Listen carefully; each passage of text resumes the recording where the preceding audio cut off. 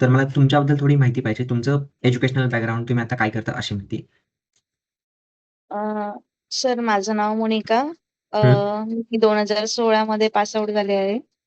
मी त्यानंतर अ,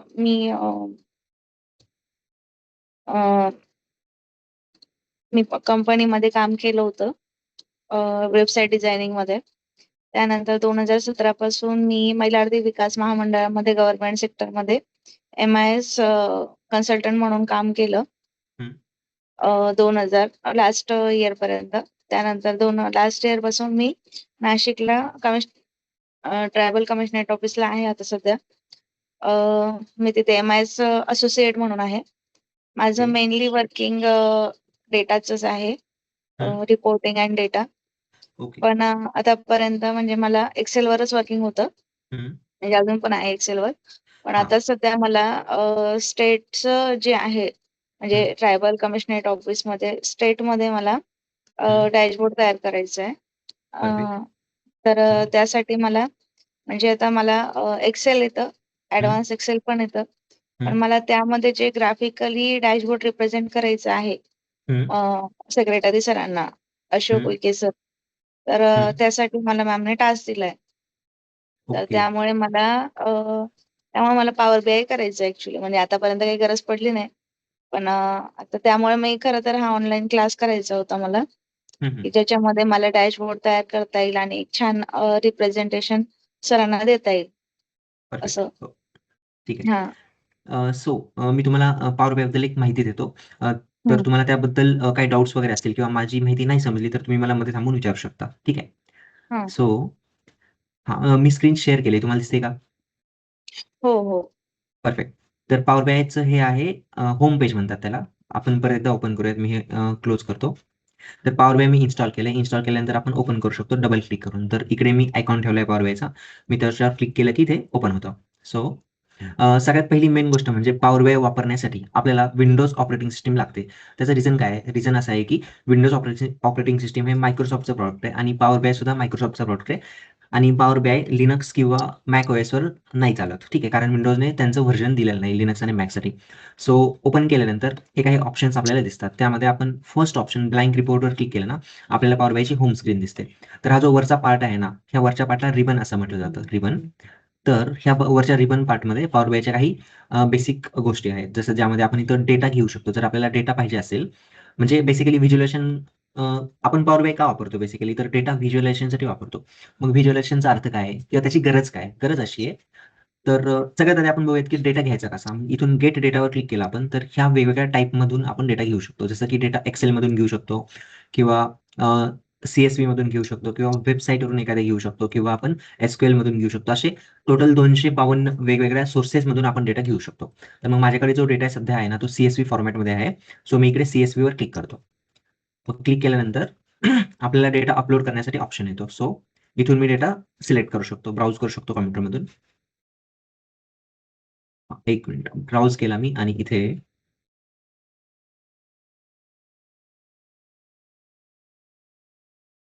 समजा इथे माझ्याकडे डेटा आहे, ज्याचं नाव आहे हेल्थ EXP. मी त्याच्यावर डबल क्लिक केलं आणि तो डेटा मी इकडे लोड करतो. इकडे एक लोडचा ऑप्शन आहे. नेक्स्ट. नेक्स्ट केल्यानंतर इकडे लोड करू शकतो मी. तर डेटा काय आहे? आपण त्याबद्दल थोडीशी माहिती घेऊयात. तर डेटामध्ये टेबल आहे माझ्याकडे आणि टेबलमध्ये 4 कॉलम्स आहेत. इयर, कंट्री, स्पेंडिंग USD म्हणजे $, आणि लाईफ एक्स्पेक्टन्सी असे ऑप्शन आहेत. तर हे जे इयरच्या बाजूला 1 2 3 लिहिलंय ना, ते कॉलमच्या नावामध्ये इन्क्लूड नाही. तर तो कॉलमचा डेटा टाइप आहे. डेटा टाइप याचा अर्थ काय? याचा अर्थ इयरमध्ये जे व्हॅल्यूज आहेत ना, त्या व्हॅल्यूज इंटिजर आहेत. त्याला इंटिजर म्हणतात किंवा होल नंबर म्हणतात. होल नंबर म्हणजे पूर्ण संख्या, म्हणजे अशी संख्या ज्यामध्ये डेसिमल पॉइंट नाहीये, अपूर्ण संख्या नाहीये असं. आणि सेकंड कॉलम आहे ज्याचं नाव आहे कंट्री. ह्यामध्ये कंट्रीची नावं आहेत आणि तिकडे बाजूला ABC लिहिलंय. ABC म्हणजे कंट्री कॉलममध्ये जो डेटा आहे ना, त्या डेटाचा डेटा टाइप आहे टेक्स्ट किंवा स्ट्रिंग म्हणतात किंवा त्याला व्हॅरकॅर सुद्धा असं म्हणतात. व्हॅरकॅर एका दुसऱ्या लँग्वेजमध्ये म्हणतात. टेक्स्ट पॉवर BI मध्ये म्हणतात आणि स्ट्रिंग जनरली कम्प्युटर सायन्समध्ये यूज करणारी टर्म आहे. मग स्ट्रिंग बेसिकली आपण म्हणू शकतो किंवा टेक्स्ट. त्यानंतर स्पेंडिंग USD म्हणजेच $1 1.2 इकडे दिले बाजूला. ह्याचा अर्थ त्याच्यामध्ये ज्या व्हॅल्यू आहेत ना, त्या अशा व्हॅल्यू ज्या व्हॅल्यूमध्ये डेसिमल पॉइंट आहे. ठीक आहे. मग त्याला डेसिमल नंबर्स म्हणतात किंवा फ्लोट असं सुद्धा म्हटलं जातं. नंतर लाईफ एक्स्पेक्टन्सी, ह्याच्यामध्ये पण फ्लोट व्हॅल्यूज आहेत किंवा डेसिमल व्हॅल्यूज आहेत. तर मग डेटा काय आहे? बेसिकली डेटा असा आहे की 1970 इयरमध्ये जर्मनी कंट्रीने त्यांच्या हेल्थवर एवढा खर्च केला होता, $252. मग तो फक्त $, नाही तर $252 मिलियन असा आहे तो. आणि त्यांची लाईफ एक्सपेक्टन्सी एवढी होती. लाईफ एक्सपेक्टन्सीचा अर्थ काय आहे, की वयोमर्यादा म्हणजे ॲव्हरेज लोकांचं वय किती होतं 1970 साली जर्मनीमध्ये, मग ते होतं 70.6. सो बेसिकली हा डेटा आहे आपला. मग आपण इकडे लोडवर क्लिक केला तर तो डेटा लोड केला जातो. मग मी सांगतोय की बेसिकली पॉवर BI काय असतं, तर पॉवर BI एक व्हिज्युअलायझेशन टूल आहे. म्हणजे काय, म्हणजे आपण जर असा रॉ फॉर्मॅटमध्ये डेटा बघितला, जसा एक मिनिटात लोड होतोय ते. हां, इथे मी डेटा बघितला सपोज, तर हा आहे रॉ डेटा. हा रॉ डेटा आहे. तर ह्या रॉ डेटाकडे बघितलं मला, तर बेसिकली इथं जर्मनीबद्दल माहिती दिली, की 1970 साली जर्मनीमध्ये त्यांच्या हेल्थवर अख्ख्या देशाने एवढा खर्च केला आणि त्यांचं ॲव्हरेज एज एवढं होतं जर्मनीचं. त्यानंतर 1970 मध्ये फ्रान्स देशाने त्यांच्या हेल्थवर एवढा खर्च केला आणि त्यांचं ॲव्हरेज एज एवढं होतं. त्यानंतर त्याच साली 1970 ला ग्रेट ब्रिटनने त्यांच्या हेल्थवर एवढा खर्च केला आणि त्यांचं ॲव्हरेज एज हे होतं.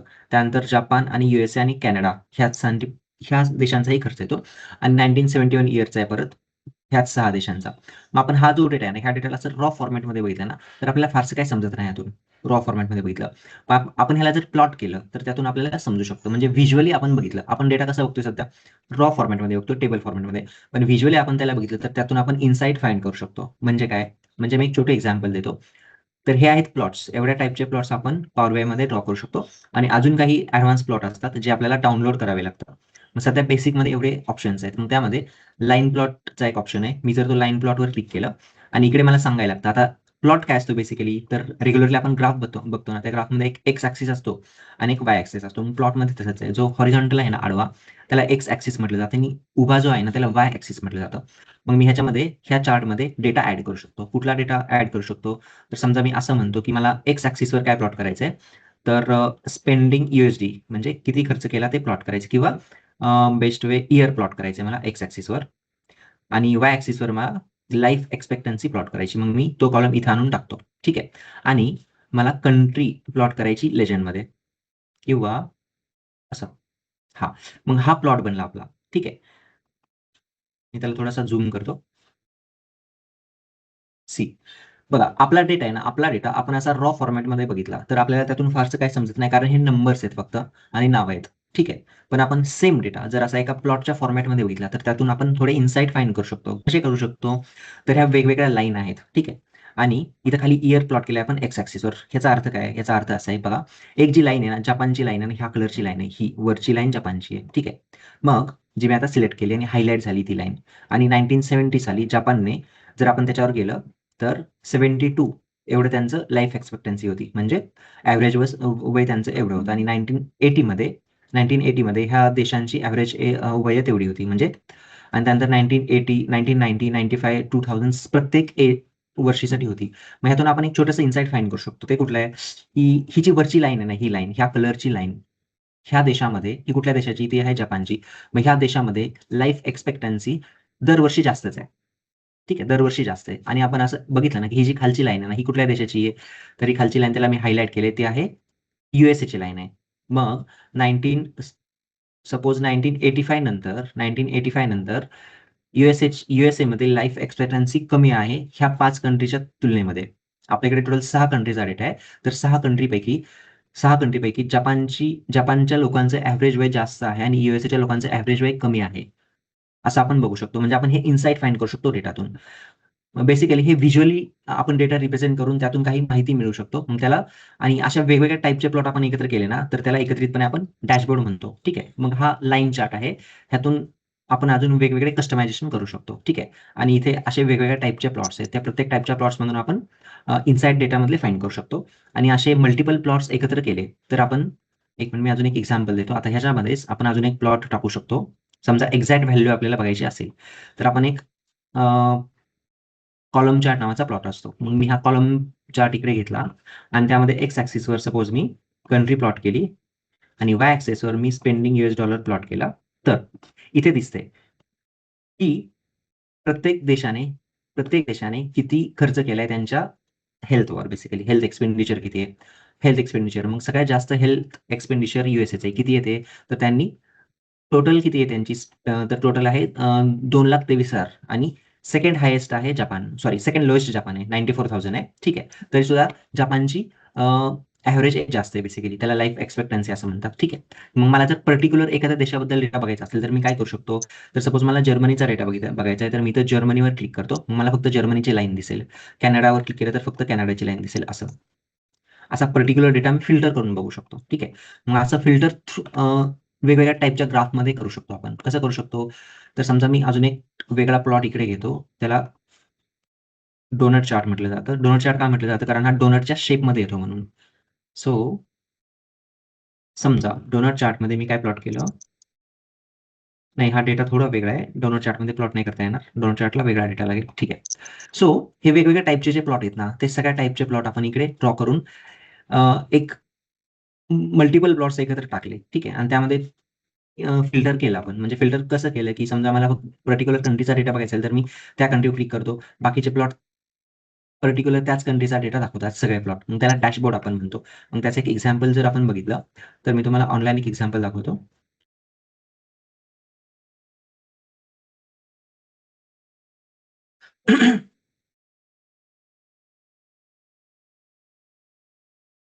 तर असे वेगवेगळ्या टाईपचे आपण डॅशबोर्ड्स पॉवर BIमध्ये बनवू शकतो.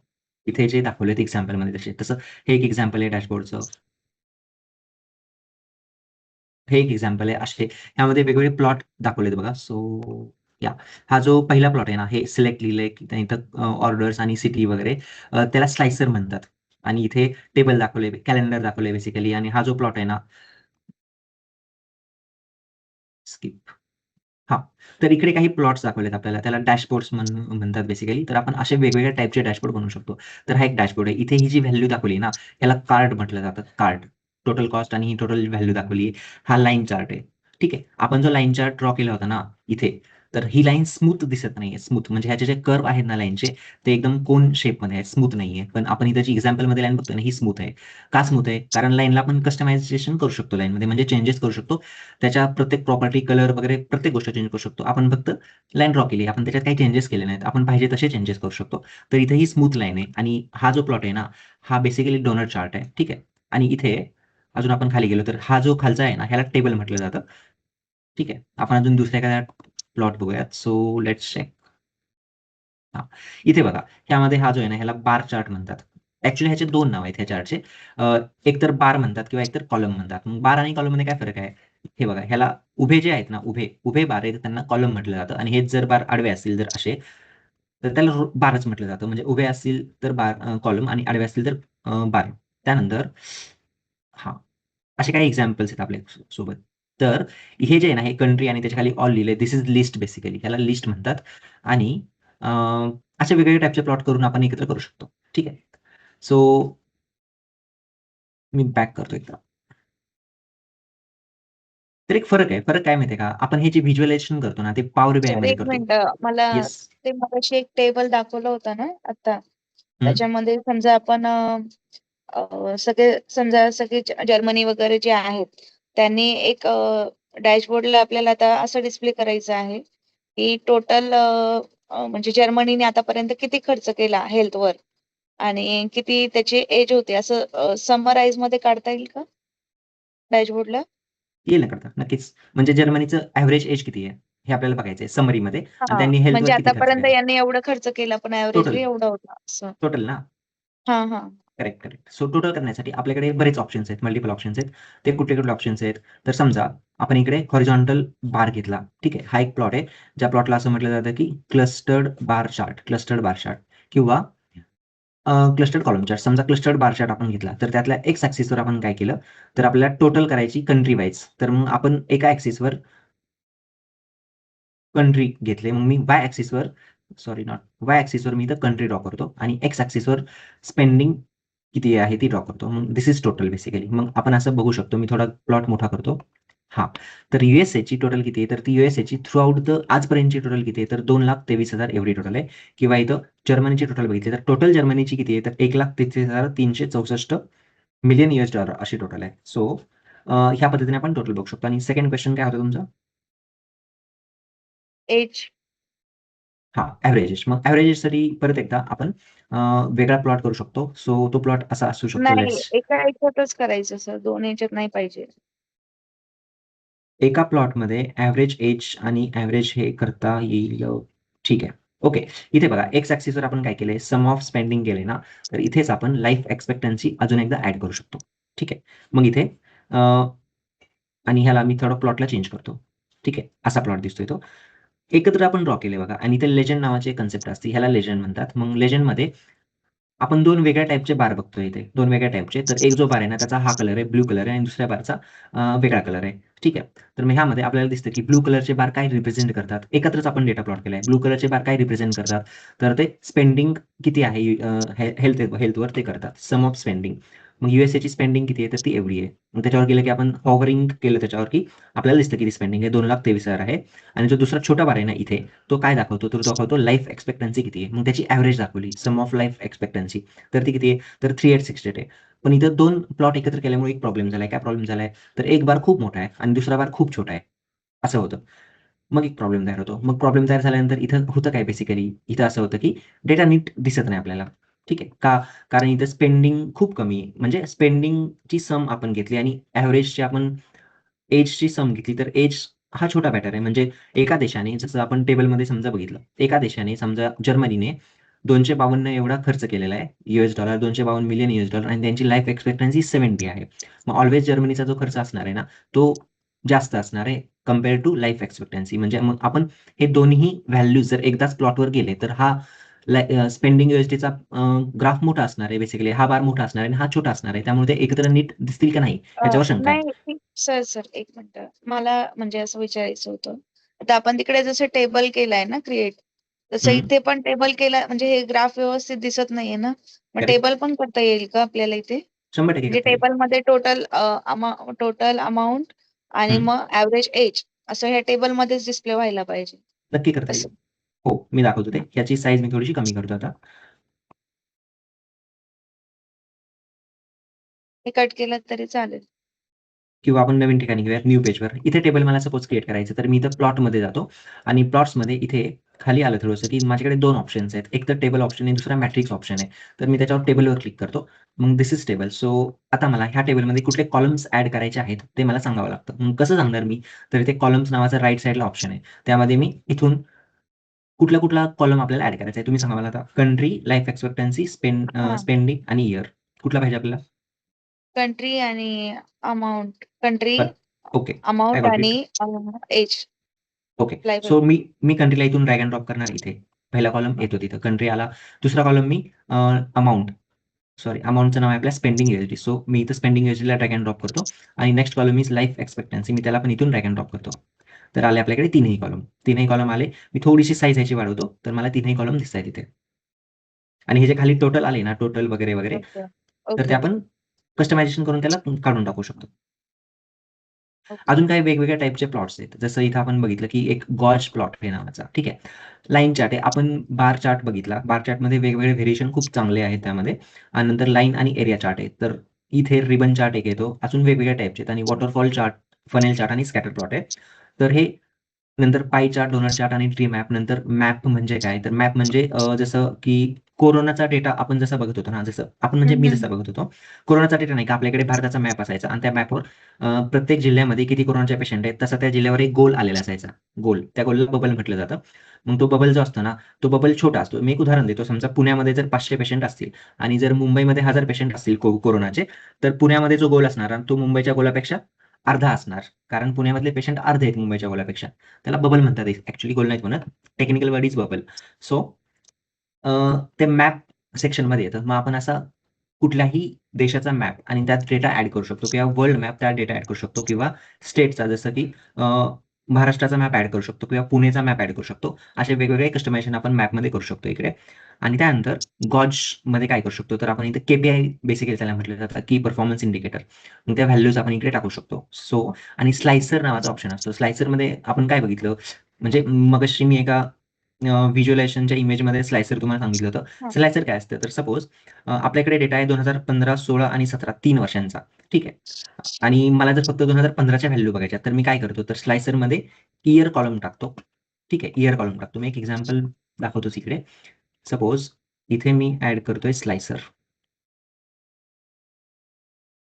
स्लाइसरमध्ये पण परत मल्टिपल ऑप्शन्स आहेत आपल्याकडे. वेगवेगळ्या टाइपचे स्लाइसर्स आहेत. मग का वापरले जातात स्लाइसर?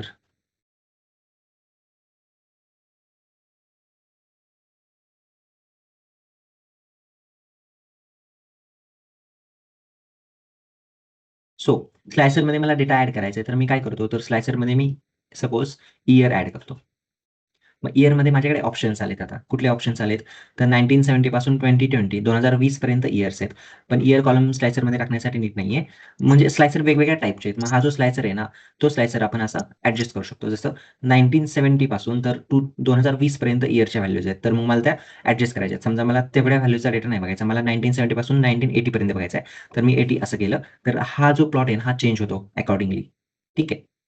म्हणजे इथे 1970 पासून 1980 पर्यंत टोटल जो स्पेंडिंग म्हणजे खर्च केला होता ना स्पेंडिंग US$, तो तो होता सपोज 20,000. आता मला 1970 पासून सपोज जर बघायचं आहे 2010 पर्यंत, तर मी इथं 2010 पर्यंत असं पुढे ओढतो. तर आता टोटल जो खर्च आहे ना, तो आहे 4,32,000. म्हणजे मी इकडे चेंज केली, तो प्लॉट ऑटोमॅटिकली चेंज होतो. सो दिस इज स्लायसर आणि हा एका टाइपचा स्लायसर आहे. आपण अजून वेगळ्या टाइपचे स्लायसर आहेत. मग आपण एका दुसऱ्या टाइपचा स्लायसर बघूयात. सो हा वाला स्लायसर बघूयात. तर ह्यामध्ये मी त्या प्लॉटला थोडा इकडे मध्ये घेतो आणि मी ह्यामध्ये सपोज आता कंट्री टाकतो. सो मी व्हॅल्यूजमध्ये कंट्री टाकली इकडे. मग आता आपल्याला कंट्रीजचा डेटा आला आणि मी थोडंसं ह्याला साईज मोठी करतो स्लायसरची. तर आपल्याकडे 6 कंट्री आहेत total. Canada, great Britain, France, Japan, Germany, USA. आता सपोज मला हा डेटा आहे ना, तो फक्त एका कंट्रीचा बघायचा आहे. मग मी कसा बघू शकतो? तर इथे फ्रान्सवर क्लिक करतो. मला सगळा डेटा फ्रान्सचा दिसतो. सो हा आहे फ्रान्सचा डेटा किंवा कॅनडाचा डेटा किंवा जपान किंवा USA किंवा जर्मनी किंवा ग्रेट ब्रिटन किंवा फ्रान्स. आता इथे काय होतंय? आता इथे एकच व्हॅल्यू मी एका वेळी सिलेक्ट करतोय. पण जर मला मल्टिपल व्हॅल्यू एका वेळेस सिलेक्ट करायचे असतील तर काय? तर त्याची सेटिंग असते. ठीक आहे. सेटिंगमधून आपण करू शकतो. So this is slicer. Slicer नंतर अजून वेगळ्या टाइपचे प्लॉट्स आहेत, ज्यामध्ये सर टेबल एक जर एक येस. मिनिट, याच्यामध्ये आपण स्लायसर जे तुम्ही यूज केलं आता, याच्यामध्ये जेव्हा एकाला क्लिक केलं तेव्हा एकच दिसलं, जेव्हा तुम्ही मल्टिपल क्लिक केलं तेव्हा ते दिसलं. आता मला समजा एखाद्या म्हणजे जरी मी एकाला क्लिक केलं तरी माझा बाकी डेटा तिथेच असला पाहिजे आणि फक्त तेवढंच एक हायलाइट झालं पाहिजे, ते पण ऑप्शन आहे का आपल्याकडे? करेक्ट. तो ऑप्शन आहे. ते ऑप्शन कुठे असतात? तर इकडे राइट साइडला आपण बघितलं तर राइट साइडला इथे फॉर्मॅट नावाचा ऑप्शन आहे. मी जर त्याच्यावर क्लिक केलं तर ह्या स्लायसरच्या सेटिंग असतात. प्रत्येक छोटी-मोठी सेटिंग इथे स्लायसरची असते. जसं आपण स्लायसरच्या साइज बदलू शकतो.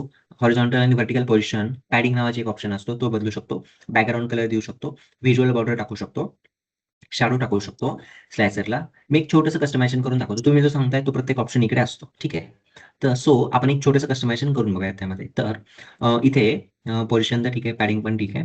बॅकग्राऊंडला मी कलर नाही चेंज करत. ट्रान्सपरन्सी ठीक आहे. व्हिज्युअल बॉर्डर मी ॲड करतो इथे आणि बॉर्डरचे कॉर्नर्स थोडे मोठे घेतो. विड्थ पण बॉर्डरची मी वाढवतो सपोज. कस्टमायझेशन होतात. पाहिजे ते कस्टमायझेशन होतात पॉवर BIमध्ये. नंतर मी शॅडो ॲड करतो आणि शॅडो आउटसाइड आणि सेंटर घेतो मी आणि टायटल आय थिंक सेंटरला घेतो मी. साइज टायटलची थोडी वाढवतो. 14 छोटी आहे आणि टायटलला थोडं बोल्ड करतो मी सेंटर अलाइनमेंट करून आणि साइज अजून थोडीशी मी वाढवतो. अशी. त्यानंतर सबटायटल मला नाही पाहिजे. डिव्हायडर पण नाही पाहिजे. स्पेसिंग नाही पाहिजे. Slicer settings. तुम्ही ज्या सेटिंग सांगतायत ना, त्या सगळ्या सेटिंग इकडे असतात. मग इथे कॉल आउट व्हॅल्यू नावाचा एक ऑप्शन असतो. मग कॉल आउट व्हॅल्यू म्हणजे काय, की अशी व्हॅल्यू जी इथं सेंटरला दिसते आपल्याला. मग ती व्हॅल्यू परत त्याला अलाइनमेंट मी करू शकतो कॉल आउट व्हॅल्यूची.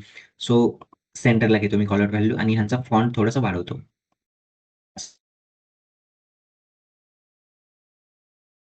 आणि ओव्हरऑल मी थोडासा प्लॉट छोटा करतो.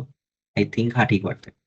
त्यानंतर अ, अजून बरेच असे कस्टमायझेशन आहेत तिकडे. जसं आपण इमेज ॲड करू शकतो किंवा बटन्स जे आहेत ना, बटन्सची वेगळी सेटिंग करू शकतो. ज्यामध्ये खूप छोटे-छोटे ऑप्शन्स असतात. ज्यामध्ये की बटनला शॅडो टाकू शकतो, बॉर्डर टाकू शकतो किंवा ॲक्सेंट बार नावाचा एक ऑप्शन असतो किंवा ग्लो बटनला करू शकतो. म्हणजे त्यात चेंजेस करू शकतो. भरपूर काही ऑप्शन असतात. तुम्ही जसे सांगितले ते ऑप्शन्स असतात. आपण ते वन बाय वन डिटेलमध्ये बघूया. म्हणजे बघणार आहोत. किंवा हे जे बरं. ऑप्शन्स आहेत ना, ह्याला फॉर्मॅट म्हणतात. मग ह्याला फॉर्मॅट करू शकतो आपण. आता हे ठीक दिसतंय मला आणि पण मी हे केलंय अगदी 15-20 सेकंदात. आपण थोडासा वेळ दिला त्याच्यावर अजून खूप छान दिसतं ते. म्हणजे ठीक आहे. आपण त्याला अजून व्यवस्थित कस्टमाइज करू शकतो. सो हे फक्त स्लायसरसाठी झालं. प्रत्येक प्लॉट आपण असा व्यवस्थित कस्टमाइज करू शकतो. प्रत्येक प्लॉट. ठीक आहे. किंवा आता नेक्स्ट आपण एकदा गॉज बघू शकतो. तर what is gauge basically? So हा एक गॉज प्लॉट. समजा मला टोटल स्पेंडिंग किती झालंय? टोटल स्पेंडिंग मला जर हे बघायचं असेल, तर मग मी इथं स्पेंडिंग USD इथं गॉजमध्ये आणून टाकतो. तर टोटल स्पेंडिंग झाले 432.13K एवढं झालंय. सम आहे. म्हणजे कशाची सम आहे ती? स्पेंडिंग USD नावाचा जो कॉलम आहे ना, त्यातल्या व्हॅल्यूची सम आहे ती. ठीक आहे. सो मग परत मी ह्याला सुद्धा फॉर्मॅटिंग करू शकतो. कशी? तर इथे फॉर्मॅटवर क्लिक करतो मी. पण ह्याचं टायटल जे आहे ना, टायटल मी सेंटर अलाइनमेंट करतो. त्याचा फॉन्ट वाढवतो टायटलचा मी असा. त्याला टायटलला बोल्ड करू शकतो मी. सो तो Bवर क्लिक करतो त्यानंतर सबटायटल ऑफ आहे, जे की मला नाही पाहिजे, ऑफच पाहिजे. डिव्हायडर, स्पेसिंग ठीक आहे. Gauge axis, auto, mini, colours, data label, call out values. याचं नाव चेंज करता येतं? गॅरंटेड हे सम ऑफ स्पेंडिंग USD ना. ठीक आहे, इथे बघा हां, टायटलमध्ये सम टायटल. ऑफ स्पेंडिंग USD, तर मी सम ऑफ कट केलं. फक्त स्पेंडिंग USD आणि लिहिलं मी हं. आणि अजून काय त्यात ॲड करतो समजा. इथं मी ब्रॅकेटमध्ये समजा असं लिहितो, की ऑल कंट्रीज किंवा मी माझ्या मनाने काही लिहू शकतो. आता हे ऑल कंट्रीज मला लिहायला ठीक वाटतंय म्हणून मी ती लिहितो किंवा मी अजून छोटं-मोठं करू शकतो ह्याला. येस. प्रत्येक कस्टमायझेशन आपल्याला करता येतं. जे कस्टमायझेशन तुम्ही विचार करू शकता ना, की मला हे करता येईल का? गॅरंटेड ते करता येतं पॉवर BIमध्ये. ओके. सो आणि अजून काही वेगळे प्लॉट्स आहेत. जसं की स्कॅटर प्लॉट नावाचा एक प्लॉट असतो. फनेल चार्ट नावाचा एक चार्ट असतो. सो फनेल चार्टला फनेल असं का म्हटलं जातं? कारण फनेल म्हणजे काय तर नरसाळ आपण ज्याला म्हणतो ना, हं. तुम्हाला कदाचित माहीत असेल म्हणजे तर त्याला फनेल म्हणतात. मग त्या शेपमध्ये चार्ट येतो एक, म्हणून त्याला फनेल चार्ट म्हणतात. त्यानंतर वॉटरफॉल चार्ट असतो एक. वॉटरफॉल चार्ट काय असतो, की म्हणजे वेगवेगळे टाइप असतात. त्याला सांगायला वेळ लागेल थोडासा. रिबन चार्ट एक असतो, एरिया चार्ट असतो. तो एरिया कव्हर करतो. आपण जो लाईन चार्ट बघितला ना, लाईन चार्टमध्येच आहे ना, अजून एक्स्ट्रा थोडंसं ॲड केलं, की त्याला एरिया चार्ट म्हटलं जातं. KPIज असतात अजून.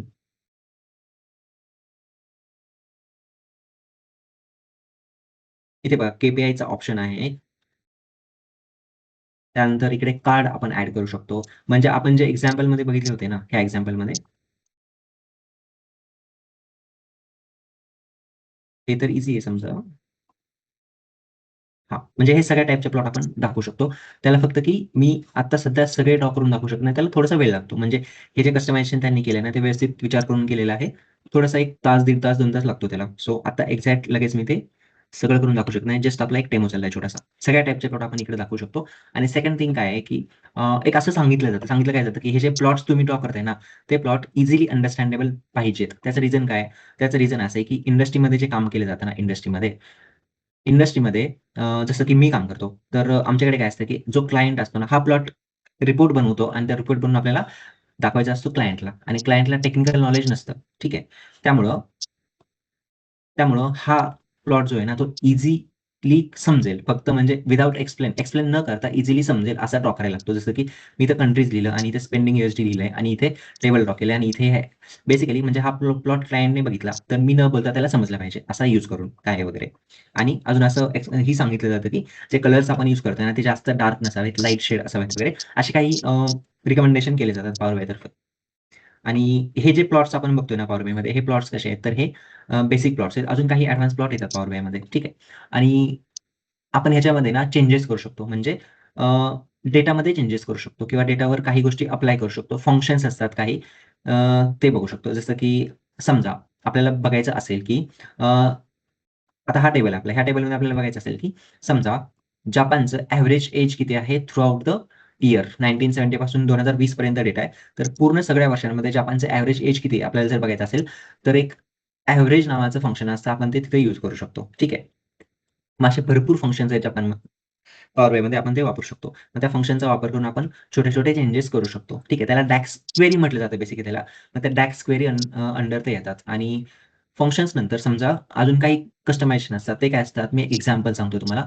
समजा मी डेटा लोड करतोय. मग आणि माझा डेटा CSV फॉर्मॅटमध्ये आहे आणि मला डेटा आता चूज करायचा आहे. मग समजा मग मी इकडे COVID-19 इंडिया असा डेटा माझ्याकडे आहे. तो मी चूज केला. नेक्स्ट म्हटलं इकडे. आणि इथं मला दिसतंय, इथं काय दिसतंय, की डेटामध्ये कॉलम्स कुठले-कुठले आहेत. तर एस नंबर हा पहिला कॉलम आहे, म्हणजेच सीरियल नंबर्स वगैरे. नंतर डेट कॉलम आहे, नंतर टाईम कॉलम आहे आणि स्टेट, युनियन टेरिटरी असा कॉलम आहे. बेसिकली हा कोरोनाचा डेटा आहे. ठीक आहे. मग त्यामध्ये असं सांगितलंय, आपण एक रो बघू शकतो. काय आहे, की अ, ह्या डेटला म्हणजे 1/30/2020 ह्या तारखेला 6 वाजता जे घेतलं होतं ना, सॅम्पल घेतलं होतं. त्या सॅम्पलमध्ये सॅम्पल नाही बेसिकली 6 वाजता जी काउंटिंग झाली होती ना, तर 6 पर्यंत केरळा स्टेटमध्ये कन्फर्म एवढे केसेस होते. कन्फर्म इंडियन नॅशनल म्हणजे इंडियन कन्फर्म एवढे केस होते. फॉरेन कन्फर्म एवढे केस होते. बरे एवढे झालते आणि एवढे डेथ झालते असं बेसिकली. हा डेटा आहे, कोरोनाचा डेटा आहे. त्यानंतर मग वेगळ्या स्टेटसाठी पण डेटा आहे. केरळनंतर इकडे राजस्थान, तेलंगणा, दिल्ली अँड UP, हरियाणा अशा वेगवेगळ्या स्टेटचा डेटा आहे बेसिकली. सपोज मग मी हा डेटा इकडे माझ्याकडे काही ऑप्शन्स आहेत इकडे. काय ऑप्शन्स आहेत? तर हा डेटा मी लोड करू शकतो. लोड केल्यावर तो पॉवर BIमध्ये जाईल किंवा दुसरा ऑप्शन काय आहे? Transform data. याच्यावर जर क्लिक केलं तर मी डेटावर ट्रान्सफॉर्मेशन करू शकतो. ट्रान्सफॉर्मेशन काय असतात? तर ट्रान्सफॉर्मेशन म्हणजे किंवा करायची गरज काय पडते? गरज अशी पडते, की डेटा क्लीनिंग नावाची कन्सेप्ट असते. मग आपण तो डेटा क्लीन करू शकतो. क्लीन करू शकतो म्हणजे काय? मी एक उदाहरण देतो तुम्हाला. जर आता आपल्याला डेटा हे करायचा आहे, प्लॉटवर दाखवायचा आहे. जसं की इथे आपण काय केलं?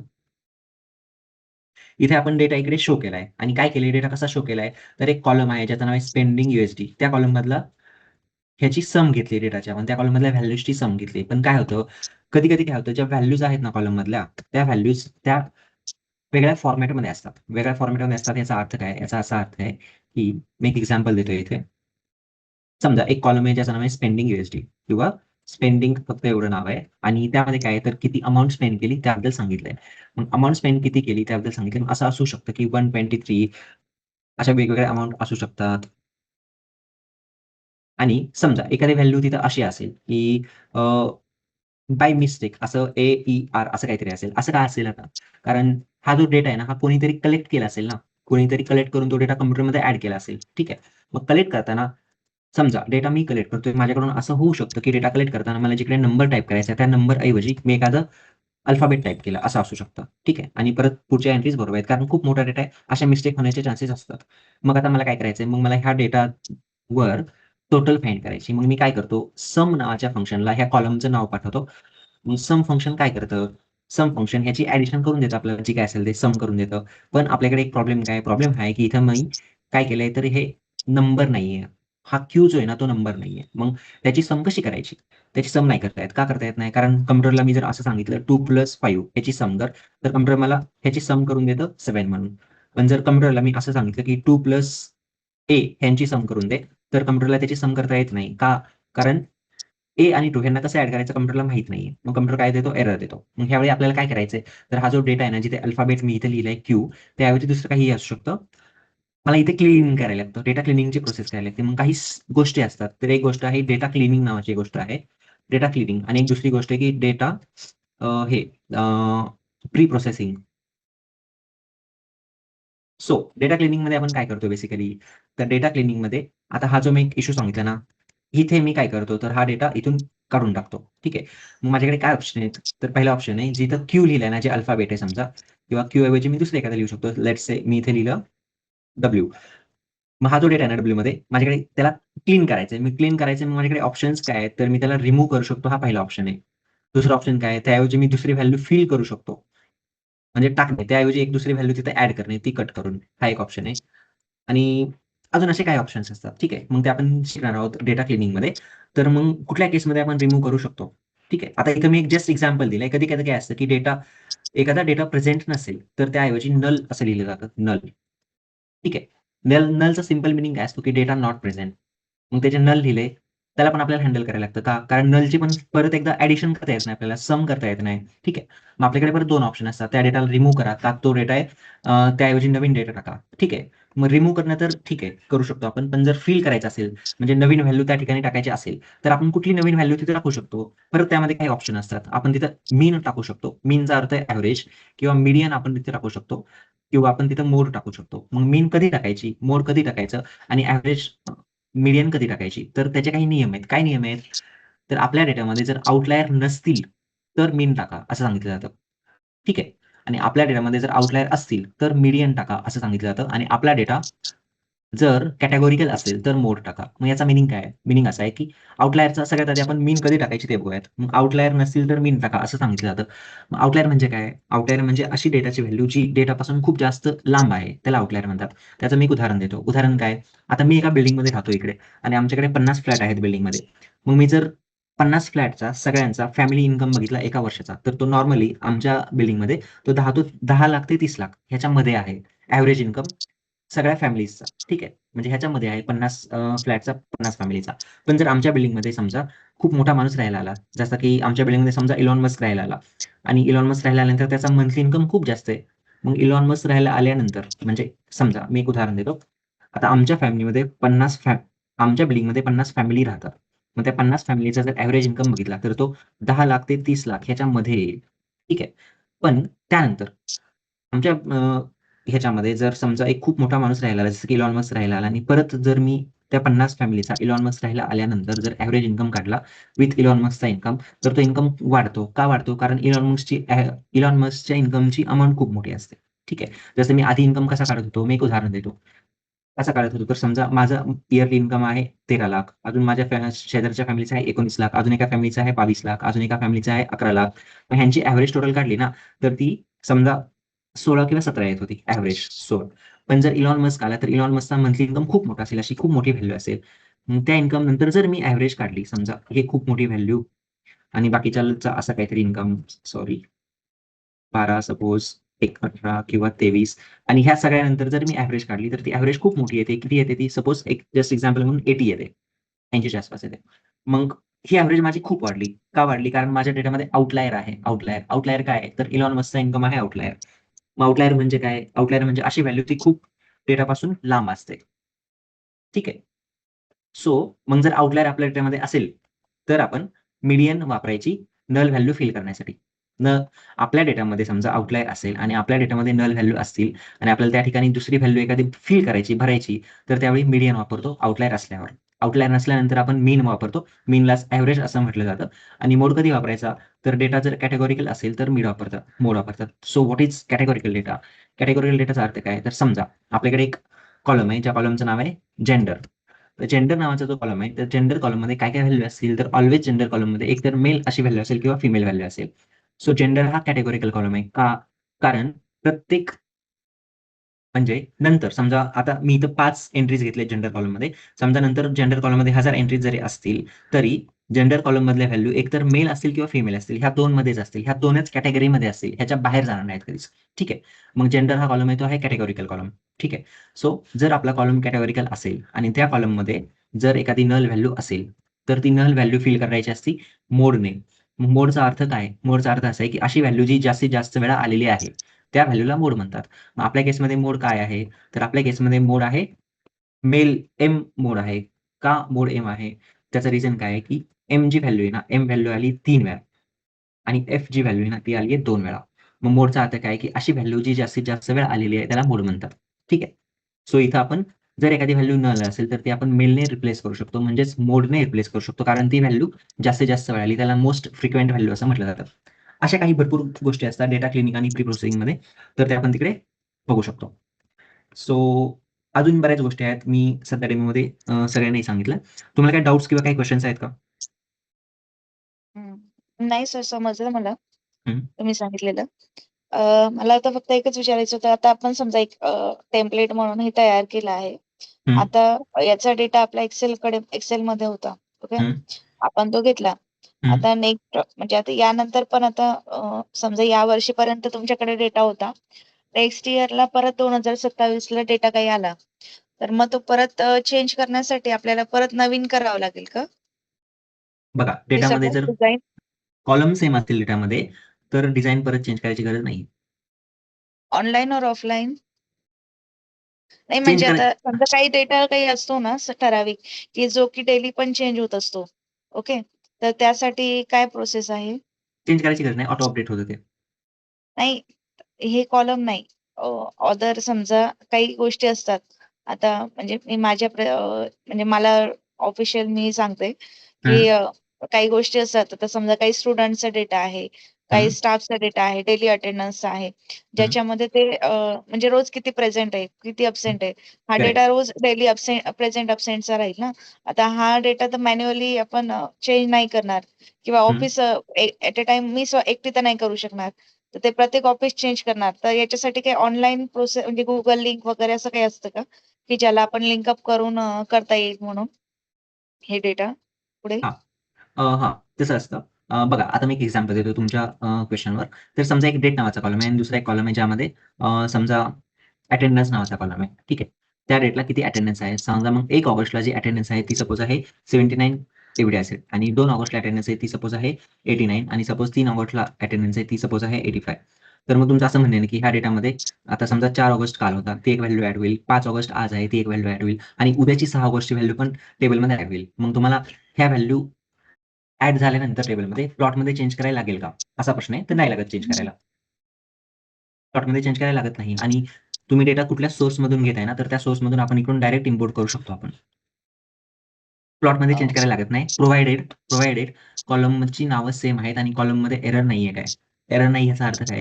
याचा अर्थ आहे की इथं मी जर अटेंडन्स कॉलममध्ये नंबर टाकतोय ना, तर त्या नंबर ऐवजी समजा आता 4 ऑगस्टचा जर डेटा असेल सपोज आणि सपोज 5 ऑगस्टचा एक डेटा असेल आणि सपोज 6 ऑगस्टचा एक डेटा असेल आणि त्या डेटामध्ये इथं नंबर ऐवजी समजा मी असं काहीतरी लिहिलं की A-B-C किंवा इथं सॉरी मी स्पेलिंग मिस्टेक केली छोटीशी. हां. आणि इथं 5 ऑगस्टच्या डेटामध्ये समजा मी काही असे स्पेशल सिम्बॉल लिहिले काहीतरी आणि 6 ऑगस्टच्या डेटामध्ये समजा परत नंबर लिहिला. तर मग आता मला ह्याच्यावर मॅथेमॅटिकल ऑपरेशन करणं अवघड पडतं. जमत नाही. का? कारण मॅथेमॅटिक्स जे आहे ना, ते स्ट्रिंगवर ऑपरेशन करत नाही किंवा ह्या सिम्बॉलवर ऑपरेशन करत नाही. मॅथेमॅटिक्स फक्त नंबरवर ऑपरेशन करतं. ठीक आहे. मग डेटा क्लीन्ड पाहिजे. हे क्लीनिंगच्या प्रोसेसमध्ये येतं. मग डेटा क्लीन पाहिजे. क्लीन असेल तर आपल्याला काही चेंजेस करायची गरज नाही. आणि अजून छोट्या ओके. गोष्टी तिथं आता मी पूर्ण डिटेल सांगत नाहीये. म्हणजे एक तर कंडिशन अशी आहे की डेटा क्लीन पाहिजे आणि दुसरी अजून काही छोट्या-छोट्या अशया कंडिशन्स आहेत. त्या कंडिशन सॅटिस्फाय झाल्या तर आपल्याला काही चेंज करायची गरज नाही पडत. प्लॉटमध्ये चेंज करायची गरज नाही पडत. इन केस जर पडली तर ते एक स्मॉल चेंजेस असतात. ते आपण मला 10 मिनिटात करू फक्त शकतो. एकच विचारायचं होतं, की काही डेटा रिअल टाईममध्ये असतो. तर हं. तो Google आपण याचा बॅकएंडचा जो एक्सेलमध्ये आपण इम्पोर्ट केलं, बरोबर आहे. हं, तर हं, हं. तसं आपल्याला म्हणजे पुढे चालून एक Google लिंकद्वारे ॲक्सेस देऊन ऑटोमॅटिकली इकडे रिफ्लेक्ट व्हायला पाहिजे, अशी सिस्टम आहे का? आहे तशी. येतं करतं. ओके, ठीक आहे. तेच विचारायचं होतं. इन शॉर्ट त्याला असं म्हटलं जातं की डेटा वेबसाईटवरून आपण घेऊ शकतो का? कुठल्याही लिंकवरून कुठल्याही. हां, ठीक आहे. घेऊ लिंकवरून शकतो. वगैरे. घेऊ शकतो. ओके. हां. इथे बघा वेब ऑप्शन आहे ना. तुम्ही लिंकवरून तर घेऊच शकता. प्लस तुम्ही समजा वेबसाईटवर एखाद्या गेल्या. मी एक उदाहरण देतो. आता समजा मी असं म्हटलं की वर्ल्ड पॉप्युलेशन विकिपीडिया किंवा बाय कंट्री असं मी म्हटलं, तर मला एक लिंक भेटली समजा. इथं मी पहिला ऑप्शन आहे ना, वर्ल्डओमीटर नावाची वेबसाईट आहे समजा. मी त्या वेबसाईटवर गेलो. आता हा टेबल आहे, तर मला हा टेबल इथून समजा पॉवर BIमध्ये घ्यायचा आहे. तर हा पण मी घेऊ शकतो. कसा घेऊ शकतो? मी इथून लिंक कॉपी करतो आणि लिंक ती जी आहे ना, पॉवर BIमध्ये जाऊन पेस्ट करतो. तर मला तो टेबल तिथे दिसतो. कसा पेस्ट करतो? तर मी इथं वेबवर जातो, वेबवर आणि वेबवरून मी इथं लिंक पेस्ट करतो. ती लिंक पेस्ट केली मी आणि मी नेक्स्टवर क्लिक करतो. नेक्स्टवर क्लिक केल्यानंतर थोडा वेळ लागतो. आपल्याला तो डेटा मिळतो.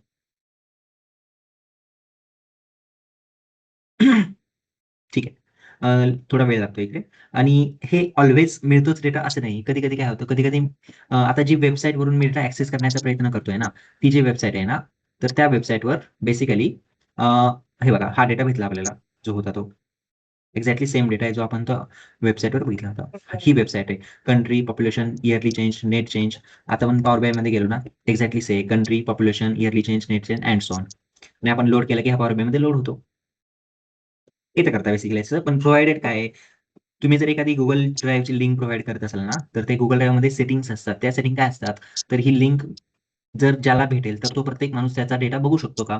हा पहिला ऑप्शन असतो. ठीक आहे. मग तिथं लिंकमध्ये आपल्याला कोण-कोण डेटा बघू शकतो, त्याचा ईमेल आयडी टाकायला लागतो. मग तो डेटा बघू शकतो किंवा आपण पब्लिकली सगळ्यांना अवेलेबल आहे असंही करू शकतो. मग ते Googleच्या लिंकमध्ये पण बरेच सेटिंग्ज असतात, की समजा, की आता मी लिंक तुम्हाला पाठवली, तर मग मी अशी लिंक पाठवायच्या आधी तिथे सेटिंग करतो, की सपोज तुमचं नाव मोनिका. मोनिका आहे. मग मी असं सांगू शकतो, की monica@gmail.com ह्या ईमेल आयडीने जर लॉगिन केलं, तर त्यांना डेटा दिसू दे. ठीक आहे. बाकी कोणालाही दिसून देऊ नको. अशा सेटिंग्ज मी तिथे करू शकतो. ही एक सेटिंग असते किंवा असं असू शकतं, की जी लिंक मी प्रोव्हाईड करतोय ना, ती ज्याला कोणाला भेटेल त्या सगळ्यांना डेटा भेटला पाहिजे. ठीक आहे.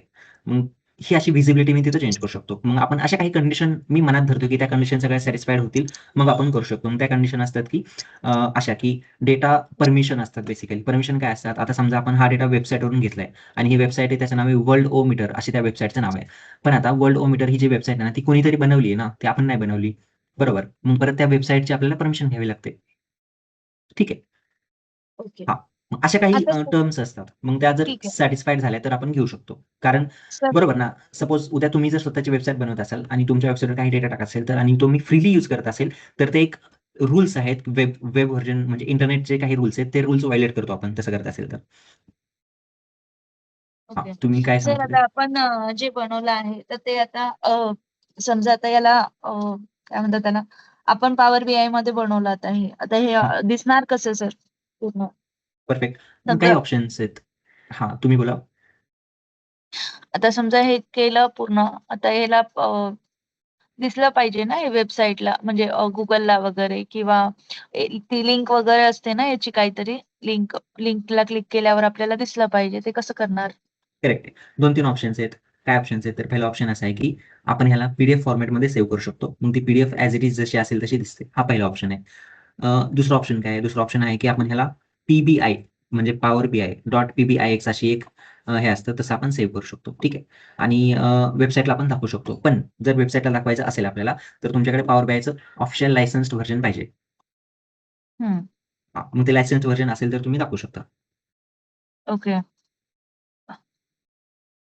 म्हणजे तुम्ही प्रोफेशनली काम करताय आणि मग दाखवताय ना. जर तसं असेल तर तुमच्याकडे हां. लायसन्स्ड व्हर्जन असणार आहे मग. मग तुम्ही ते हां, करू शकता. Microsoftचं ते आहे ना, ज्याच्यामध्ये आपल्याला करता येतं ना पब्लिश, येतं वर्क करता. करता येतं. हां. नक्कीच पब्लिश येतं करता. फक्त तिथे काही लिमिटेशन्स आहेत. मग जर आपल्याला लिमिटेशन्स नाहीत पाहिजे, तर मग ते लायसन्स्ड व्हर्जन आपल्याला घ्यावं लागतं.